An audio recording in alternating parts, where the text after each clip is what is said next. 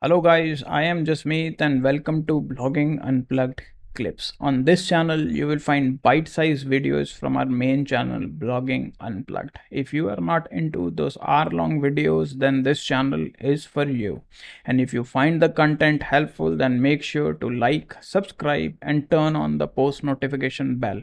And with that said, let's dive into the video. Now, there is a striking difference between both of these entities. You basically cannot rearrange this menu over here. So for example, if you want the services to be before contact, you cannot do that because this is just one block. Now for this, what you have to do is you need to convert this page list block into custom links. Now custom links does allow you to do that. However, the page list block doesn't allow you to do that. So what we are going to do is we're going to click edit over here, and it shows a pop-up where it lets you know that you're going to convert these into custom links, and it will allow you to add, reorder, remove items or change their labels. So you can click convert over here, and now you can rearrange them easily.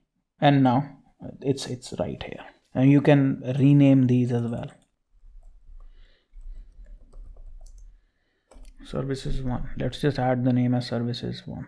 Okay, or change this name to company. You can do whatever you want with this thing. So once you have converted the page list blocks to the custom links blocks, you can do pretty much anything. You can reorder, rearrange, convert them into whatever is that you want to do. Now I hope you have found this video helpful, and if you did, then make sure to leave a like and subscribe to this channel. Also, the links to our socials are in the description box below. Make sure to follow us on other platforms as well.